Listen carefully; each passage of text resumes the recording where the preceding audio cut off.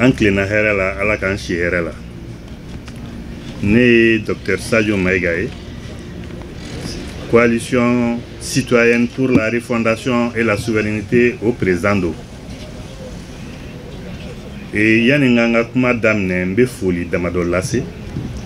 Foli folobe di commune 6 maire inula ika foli bia.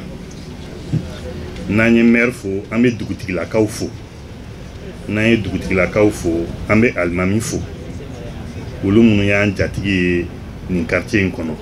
Aniche awere. Nanye ulu fo ambe anga président sabafo. Munu kara sababu ye nambo kenaka mbika AES créé. Kuma chaman fora AES ka anana chuga muna. Nebe mun fodron ne nunun kunte an kun kan ka nunun glan u kana an kunna. Ay tegara fo. Ni ya me be tanye I yere tai nunun ni nana an kan yere tai nama tugu nunun ko anta do amena tugu jonun ko ambu fo ku wale nymandon na nyu lufo ambe CDM fo o munye initiative nyuma soro ka CPAS créé CPAS inte dore ka mogo be présent nunu saba ko kulu fraga nyonka dugu saba nunu na wala sa anga jeka combat ke clé anya me domina anko anteseka toko o ya an nakunye jamana koyi ambu fo ambu wale nymandon aniche awere CDM mogo et au folie nous kofe mba fo jamai an munumbe sonaka do CPAS la ka fo amanyere di an sena amanyere di ambolo la fo présence saba nunka lañini kasoro o yanga bara fo ay tegara fo wa amba nyini mogo fe munu ma fragan kan bi uka ke chugo bela anga fraga nyonka flaka ya fo aka kuma na bulu dingon kelente beleta ne CDM kelen kumese ateti bla mogoma na on kelen kumese ante fraguka on kelente se CDM kelente se wa on fin fe fraga nyonka yambi ante se fo be de ga fraga nyonka pour que jamana in kajo ambo wele kane blaga ta bela jelema alsa da yele be kana anga jeka nun deme wala sa anga sago soro o wele kane kumene bolo kuma labana ka lasi e ka jama fo ku wale mandon merci beaucoup discours nyala ni maiga ke mo bora ka so ka seni keneka ambe CDM fo aga faso kanuna yo ambalom so mi tabika désigner no ye kamara e ka fo ko aka CDM représenter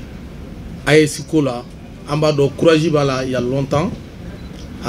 jamana ko ba kanuna et surtout yeno fene organisation ba wulu pour ga jamana defa mado abisa koro ame tegere fo ayere ay tegere ba fo donc otemelen ko me faso fente faso fe o te fenye femu no e fen dugole on be ba do CDM me kuma munu fo faso kola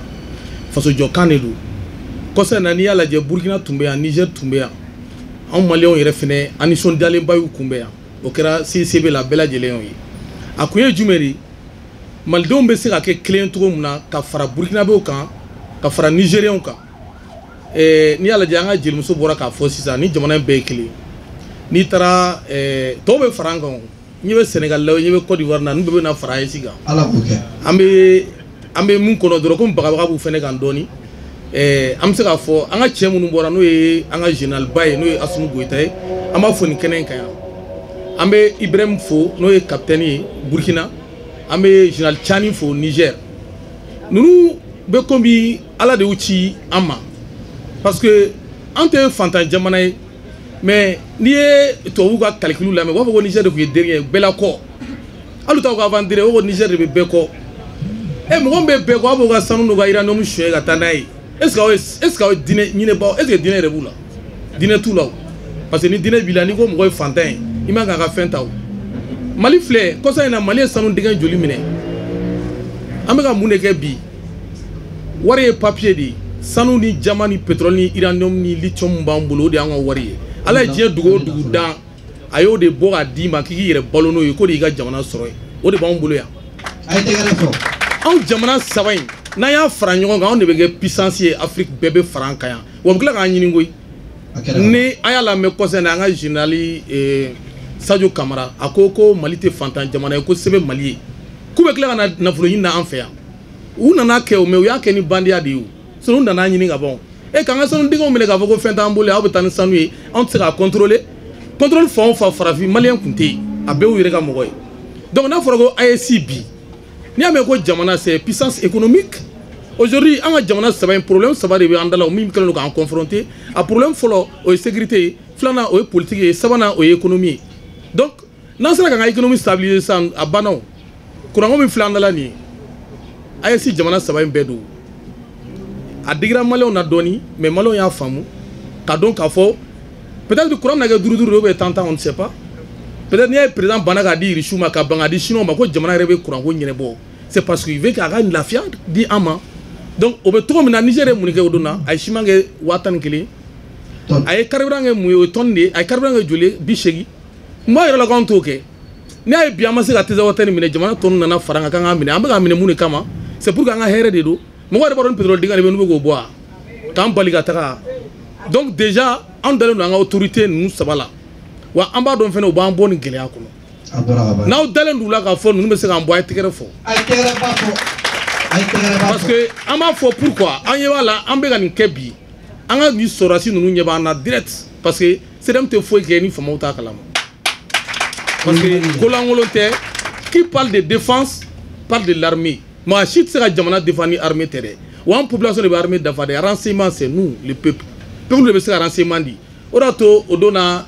minnu nana ka na attaquer u ko k'an k'an sen bɔ a la an t'an sen bɔ a la dɛ k'an sen bɔ a la an kɔrɔkɛw de ye sɔrɔdasiw ye tenitigiw ye an dɔgɔninw don an balimaw don an faw don an tɛ b'u kɔ wa n'a b'a yɔrɔ dɔn an b'aw yɔrɔ yir'u la ça c'est clair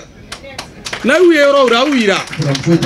an sɔrɔdasiw de ye anw dɔ ye wa olu de b'u minɛ k'u ɲagata parce que u lafililen don k'a fɔ k'u faso kɛlɛ cɛ o cɛ ni faso kɛlɛ bɛ kɛ dɔ ka jɔn ye donc an taala deli o la bon comme kuma jɛna an bɛ bɔ kuma la merci. Mesdames et messieurs les présidentes et présidents des organisations adhérentes à la CPAES, chers partenaires du CDM, chers invités, en vos rangs et grades, tout protocole observé, je vous souhaite la bienvenue à cette cérémonie au siège du CDM. Chers invités, mesdames et messieurs, la cérémonie d'adhésion des organisations de la société civile à la Confédération des peuples de l'Alliance des États du Sahel, CPAES, symbolise un moment décisif pour le renforcement des liens entre les organisations patriotiques du Mali. Cet événement établit un partenariat stratégique visant à rassembler les voix de diverses entités, associations et mouvements au sein de notre organisation sous-régionale, la CPAES. En s'unissant sous l'étendard de la Confédération des peuples de l'Alliance des États du Sahel, CPAES, ces organisations panafricaines de la société civile augmentent leur impact et leur portée, permettant ainsi une meilleure représentation des intérêts des peuples maliens en particulier et ceux de l'AES en général. Aimables invités, permettez-nous de faire un bref aperçu sur le contexte de cette cérémonie d'adhésion. Leur Excellence les présidents, le capitaine Ibrahim Traoré du Burkina Faso, le général Assimi Goïta du Mali et le général Abdourahmane Tiani du Niger ont pris l'initiative de la création de l'Alliance des États du Sahel AES à travers la charte du Luptako Gourma signée le 16 septembre 1923 à Bamako,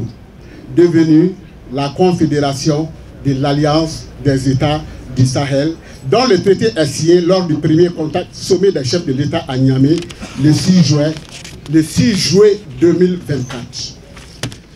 C'est dans cette dynamique qu'il est créé sur initiative du CDM entre les mouvements et organisations patriotiques et panafricaines du Mali, du Burkina Faso, du Niger, la Confédération des peuples de l'Alliance des États du Sahel, dénommée CPAES. Mesdames et messieurs, nous, peuples des 3 pays de l'AES, à travers nos organisations patriotiques et panafricaines, décidons de nous approprier de ce projet en nous engageant A. Accompagner la concrétisation des idéaux de l'AES, promouvoir l'intégration et les valeurs africaines caractéristiques des peuples de l'AES, préserver la souveraineté et la dignité des peuples de l'AES. Mesdames et messieurs, les organisations de la société civile représentent un pilier primordial dans la vie d'une nation et son développement. Elles sont les gardiennes des intérêts des peuples. Par votre adhésion, la CPAS, vous aurez l'opportunité de participer activement à la concrétisation de la vision de nos chefs d'État et les idéaux de l'AES. Les objectifs de l'adhésion de la CPAS sont entre autres renforcer la confédération des peuples de l'Alliance des États du Sahel, renforcer le dialogue entre les acteurs de la société civile et les instances décisionnelles, accompagner la concrétisation des idéaux de l'AES, promouvoir l'intégration et les valeurs africaines caractéristiques des peuples de l'AES, préserver la souveraineté et la dignité des peuples de l'AES.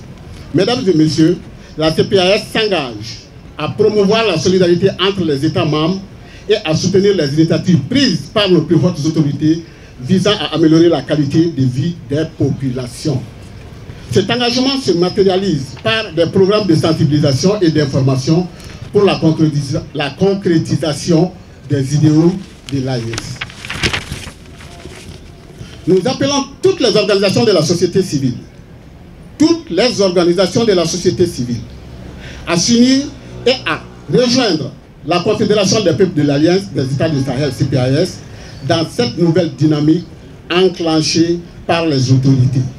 Ensemble, nous pouvons faire une différence significative dans notre pays. Pour terminer, mesdames et messieurs, nous tenons à souligner que les perspectives d'avenir pour la CPAS sont prometteuses. Avec une plus grande collaboration et un engagement collectif, nous pouvons construire les États plus résilients et unis. Enfin, la Confédération des peuples de l'Alliance des États du Sahel, CPAS, se positionne comme un flambeau d'espoir, inspirant les actions qui renforcent notre tissu social et économique dans les États en paix, stables et prospères. La leçon du jour, peuple de l'AES, unis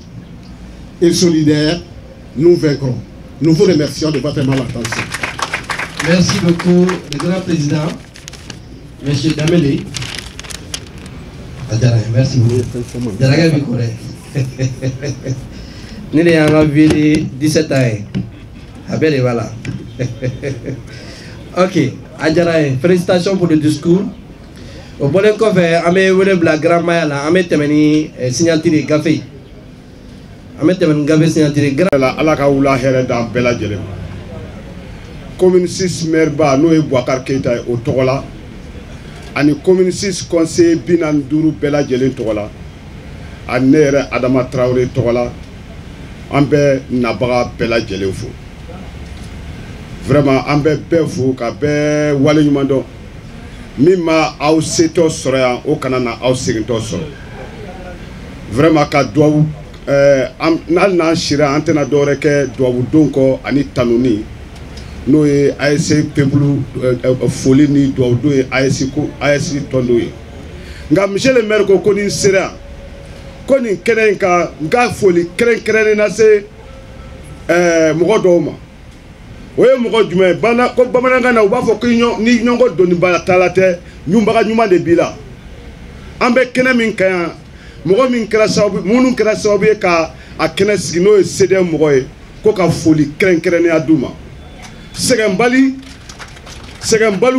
vraiment k'an ka foli kɛrɛnkɛrɛnnen d'u ma n'u ka fasoden ɲumanya la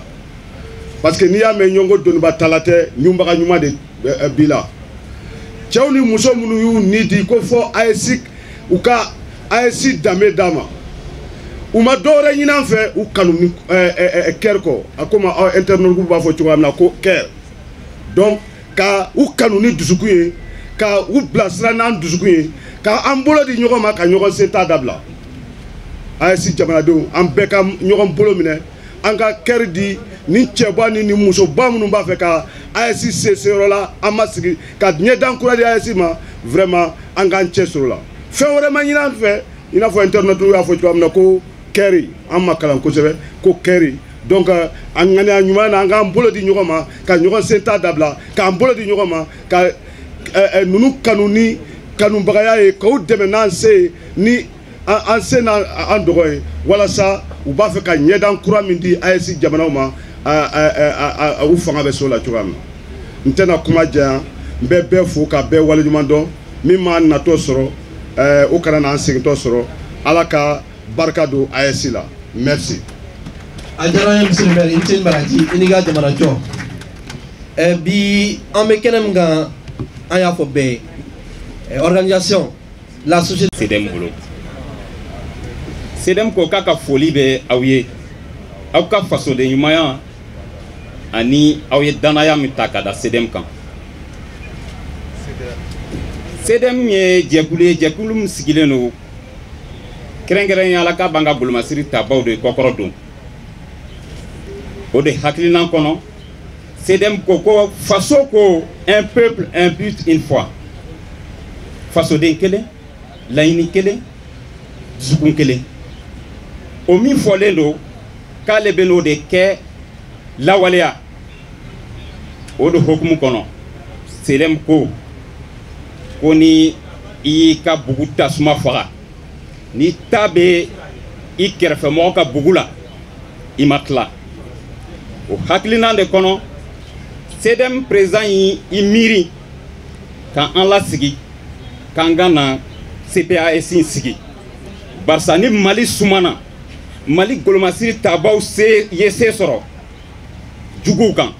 ni an dafɛ jamana fila min n'o ye Niger ni Burkina ye n'olu ma lafiya Mali ma lafiya o de hokumu nana ni CPAS ye ni a kurunbɔ karila le 16 septembre tɛmɛnen n tɛna kuma janya n'i y'a mɛn an bɛ se ka an ka golomasiri tabaw kɔkɔrɔ don kosɛbɛ fo fasodenw bɛɛ lajɛlen ka fara ɲɔgɔn kan SEDEM kɛlen bɛ k'o bere de ta o fara ɲɔgɔn kan bere de ta ka malidenw nigériens burkinabéw k'u bɛɛ lajɛlen fara ɲɔgɔn kan yaasa an ka se ka jɔnya juru fana min bɛ yen n'o ye faransi ka dagabilen min b'an da la k'o fana ta ka bɔ an kan fɛn fɛn ma mɔgɔ fɛn fɛn natɔ sɔrɔ yarabi n b'a ɲini ala fɛ ala ka sigi ni bɛɛ lajɛlen ɲuman ye jamana ye ala ka sabati merci. kuma ɲɛna a ɲɛna. sigidaw ka fɔ wɔɔrɔnan ɲɛma min bɛ an cɛla yan i ka bonya ani ka foli bɛ yan alimami min bɛ an cɛla yan i ka bonya ani ka foli bɛ yan yirimajɔ dugutigi ka ciden min bɛ an cɛla yan i ka foli ani ka bonya bɛ yan finitigilakaw lafasa tɔn ni o ye SEDEM ye a ɲɛmɔgɔ minnu bɛ nin ko ɲɛma aw ka foli ani aw ka bonya bɛ yan SEDEM sigiɲɔgɔn tɔnkulu aw ka bonya ani aw ka foli bɛ yan tɔn ani tɔnkulu minnu nana bi ka fara CPAS kan aw ka foli ani aw ka bonya bɛ yan aw minnu bɛ welela ka na aw sen don nin baara in na aw ka foli n'aw ka bonya bɛ yan jama sanuma mɔgɔ o mɔgɔ bɛ kɛnɛ in kan aw ka foli n'aw ka bonya bɛ yan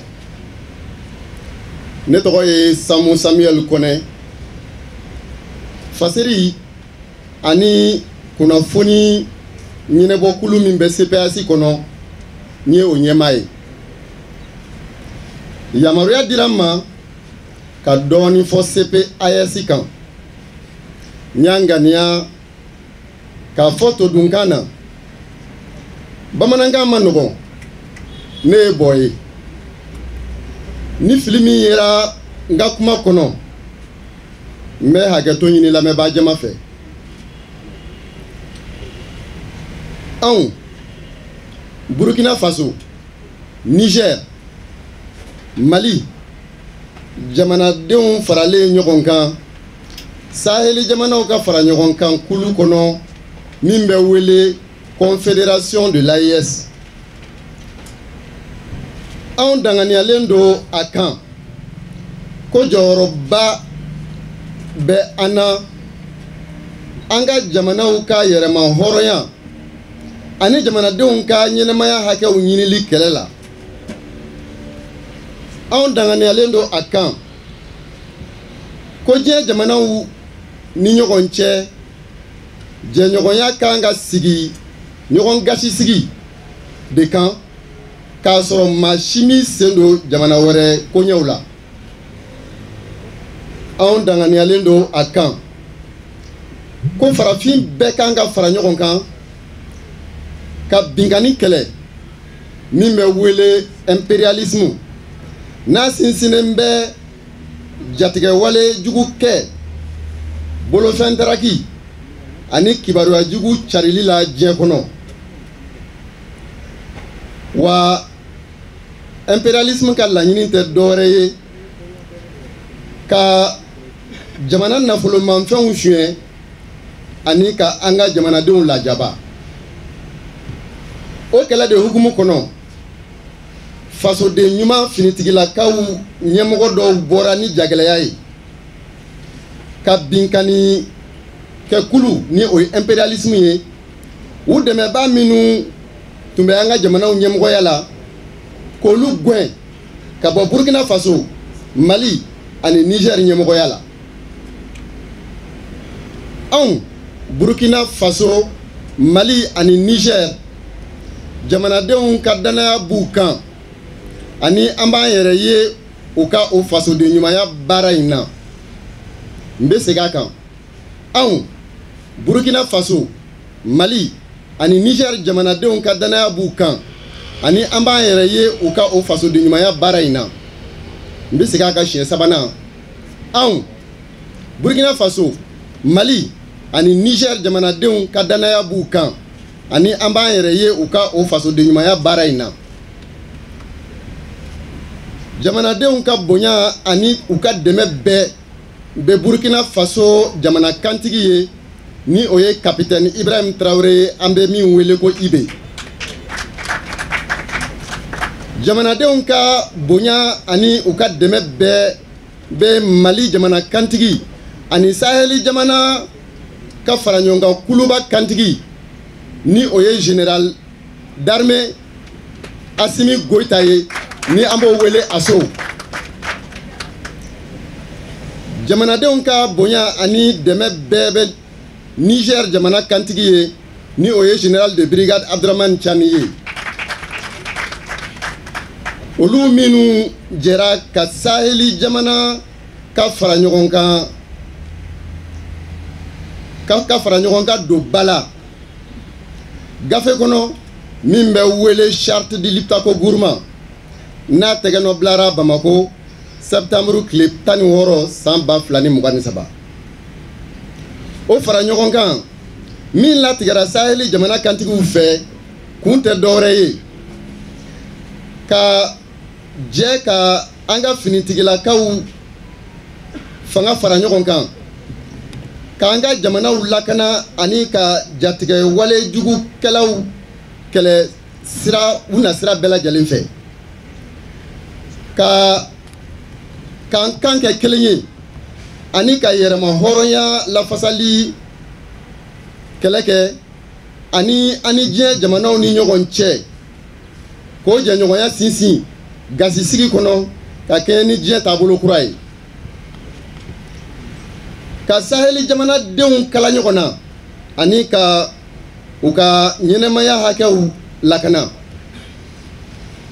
wasa ka Saheli jamana kantigiw ka fara ɲɔgɔn kan sabati.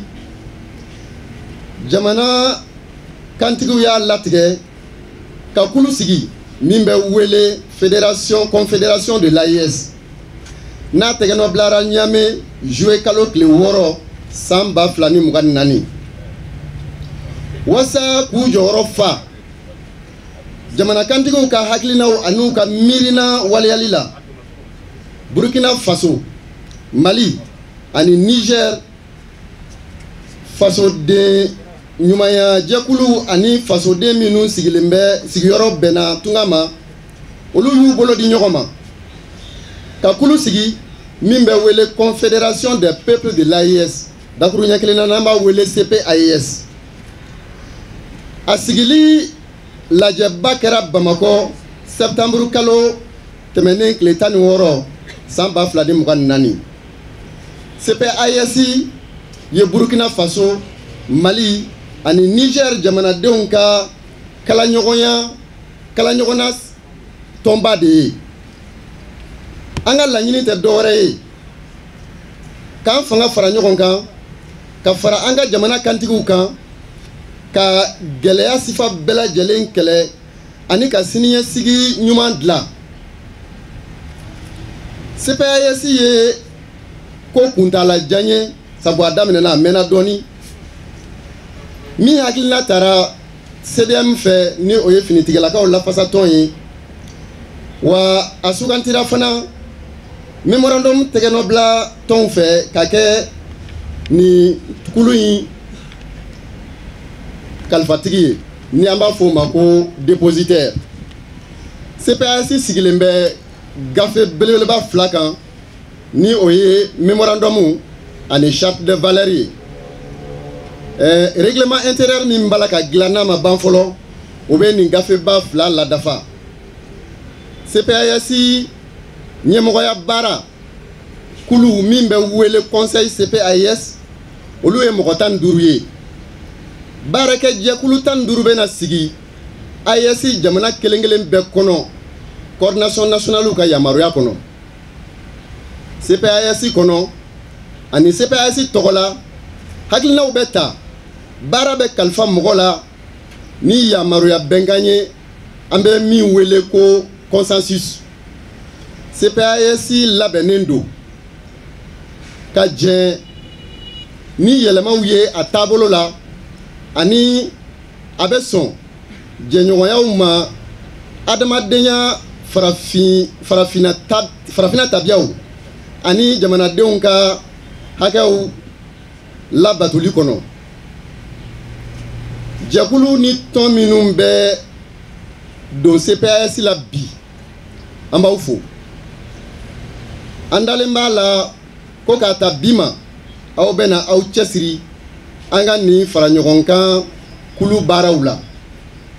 CPAES ye kulu ɲumanba ye min b'a to an bɛ se ka a jira diɲɛ na ko nafa ani jɔyɔrɔba bɛ saheli jamanaw na diɲɛ kɔnɔ ala ye se min di an ma ni o ye an ka laada ɲumanw ani adamadenya taabolo ɲuman n'o ye an ka seko n'an ka dɔnkow ye n'o ye an ka jamana nafolomafɛnw ye n'o ye jamanaden miliyɔn 70 ye ni kɛmɛsigila 70 tɛ san 40 bɔ fɔlɔ o bɛɛ ye kabako ye ala ye min kɛ an ye an bɛ se k'an disi gosi ni min ye ka ala barikada wa an b'an sinsin o de kan k'a fɔ o bɛ se k'a to AES ka jɛɲɔgɔnya ɲumanw sɔrɔ diɲɛ jamanabaw fɛ bonya ani ɲɔgɔn gasisigi hukumu kɔnɔ o de la CPAES weledakan ani an dalaminɛ kuma tɛ dɔwɛrɛ ye ko an ka fara ɲɔgɔn kan an ka hinɛ ɲɔgɔn na o la an bɛ se sɔrɔ nin dakuruɲɛ damadama de kun dira n ma walasa ka se dɔɔni fɔ CPAES kan kuma kɔni ka gɛlɛn kosɛbɛ sango bamanankan ni fili min yera la n bɛ hakɛto ɲini lamɛnbaa jama fɛ n bɛ bɔ kuma na hakɛto b'a la. CPAES, décision numéro 2024-03.C/CPAES, vu la déclaration solennelle de la CPAES du 16 septembre 2024, vu le mémorandum de la CPAES du 16/9/2024, vu la charte des valeurs du 16/9/2024, vu la composition modifiée du Conseil CPAS du 13/9/2024, sur proposition du coordinateur national CPAS Mali, le dépositaire de la Confédération des peuples de l'AES CPAS décide. Article 1. Sont validés en qualité de coordinatrice Diaspora France pour le Mali, Madame Awa Kamara. Vice-coordinateur Diaspora France pour le Mali, Issa Djibril Diarra. Article 2.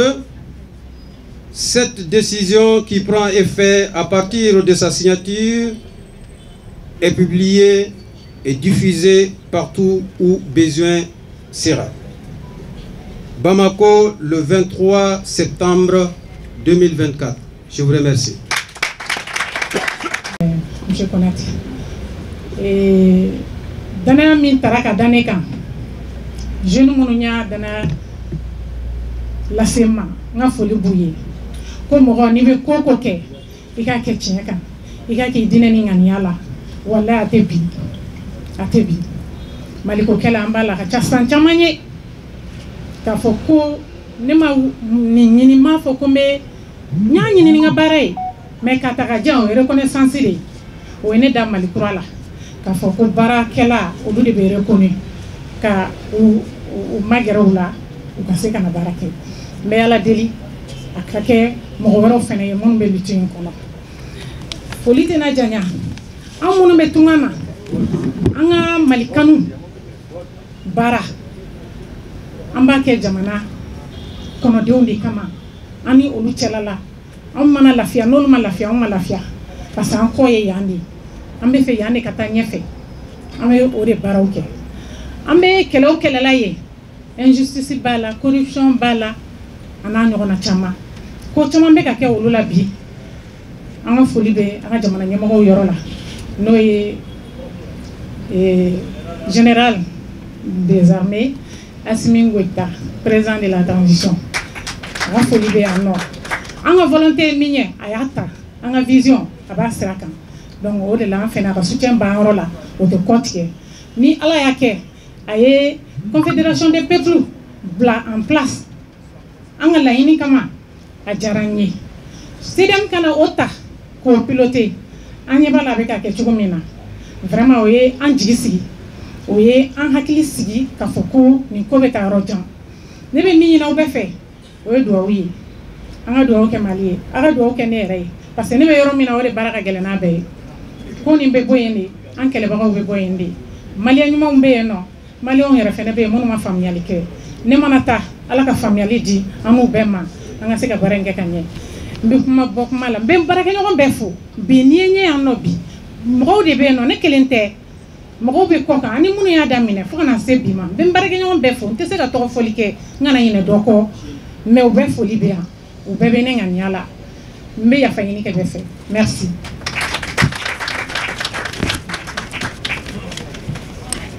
Ok, coordinatrice